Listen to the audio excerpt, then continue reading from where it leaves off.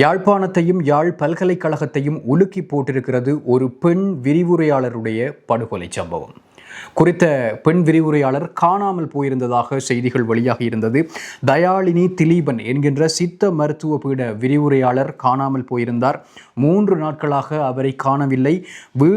அவருடைய வீடு அரியாலை பகுதியிலே அமைந்திருந்தது. அங்கே வீடு உடைக்கப்பட்டிருந்தது.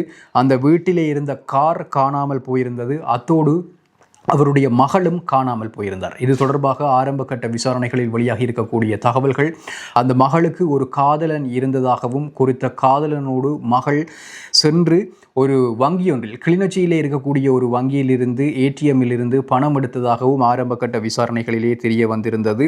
ஆகவே அதன் பிறகு திருகோணமலையில் கியூஆர் கோட்டை காட்டி அவர்கள் பெட்ரோல் அடித்ததும் முதல்கட்ட விசாரணைகளில் தெரிய வந்ததாக ஆரம்ப தகவல்கள் வெளியாகி இருந்தன. இந்த நிலையில் குறித்த அந்த விரிவுரையாளர் அடித்து படுகொலை செய்யப்பட்டிருக்கிறார். குறிப்பாக அந்த மகளுடைய கணவரால் அல்லது காதலரால் அடித்து கொலை செய்யப்பட்டிருக்கின்றார். இப்பொழுது அவர்களை போலீசார் பிடித்திருக்கின்றார்கள்.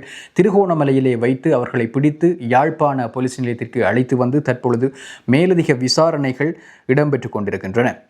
இது ஏற்கனவே பல தொடர்ச்சியான பிரச்சனைகளினுடைய ஒரு விளைவாகத்தான் இது இருக்கின்றது. இந்த கொலை சம்பவத்திற்கு முன்பதாக கணவன் மனைவி இருவருக்கும் இடையிலே விவாகரத்து விவகாரம் இருந்திருக்கிறது. யாருக்கென்றால் இந்த விரிவுரையாளர், இந்த பெண் விரிவுரையாளருக்கும் அவருடைய கணவருக்கும் இடையிலே விவாகரத்து பிரச்சனை இருந்திருக்கின்றது. இந்த நிலையில் தான் இந்த சம்பவம் இடம்பெற்றிருக்கின்றது. இந்த விரிவுரையாளருடைய ஒரு மகன் இருக்கிறார். அந்த மகன் முறைப்பாடு ஒன்றை செய்திருக்கின்றார்.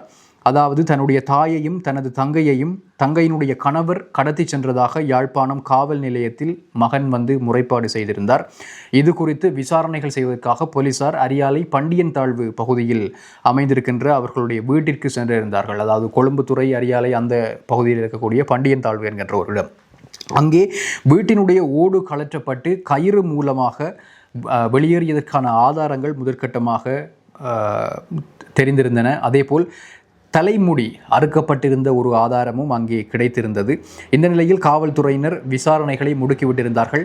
ஏடிஎம் இயந்திரத்தில் கிளிநொச்சி பகுதியிலே அவர்கள் பணம் எடுத்தது தெரிய வந்திருந்தது. அதே போல திருகோணமலை பகுதியில் உள்ள எரிபொருள் நிரப்பு நிலையம் ஒன்றிலே வாகனத்துக்கு எரிபொருள் நிரப்பியமை கியூஆர் குறியீடு மூலம் கண்டுபிடிக்கப்பட்டிருந்தது. பிறகுதான் இந்த கொலை சம்பவம் இடம்பெற்ற விடயம் தெரிய வந்திருக்கின்றது. 19 வயதுடைய அந்த மகள், அவருடைய 21 வயதுடைய கணவன், இவர்கள் தான் இந்த கடத்தல் சம்பவத்திலே சம்பந்தப்பட்டவர்கள். அவர்களை யாழ்ப்பாணம் காவல் நிலையத்திற்கு கொண்டு சென்று விசாரணைகளை மேற்கொண்டிருந்திருக்கிறார்கள் போலீசார். அந்த விசாரணையில் தான் குறித்த பெண், அதாவது விரிவுரையாளர் மருமகனினுடைய தாக்குதலின் போது உயிரிழந்த விடயம் இப்பொழுது தெரிய வந்திருக்கின்றது. மேலும் உயிரிழந்தவருடைய அந்த லெக்சரனுடைய சடலத்தை யாழ்ப்பாணத்திலே ஒரு இடத்தில் வீசி இருக்கின்றார்கள். அவ்வாறு வீசப்பட்ட சடலம் எங்கே இருக்கின்றது என்பது தொடர்பாகவும் அதனை மீட்பதற்கான நடவடிக்கைகளும் தற்பொழுது விரைவுபடுத்தப்பட்டு வருகின்றன. சீக்கிரம் அந்த சடலத்தை மீட்பதற்கான நடவடிக்கைகள் முன்னெடுக்கப்படும் என்று போலீசார் தரப்பிலே தெரிய வந்திருக்கின்றது. பாருங்கள், ஒரு விரிவுரையாளருக்கு என்ன இடம்பெற்றிருக்கின்றது என்பதனை பாருங்கள். அதிலும் அவர்களுடைய வயது மட்டங்களை பாருங்கள். 19 வயது 21 வயது மட்டத்தில் எப்படியெல்லாம் திட்டமிட்டு எவ்வாறு துணிந்து இந்த காரியங்களை செய்கின்றார்கள் என்பதனை பாருங்கள். நன்றி. மற்றொரு காணொளியில் சந்திக்கலாம்.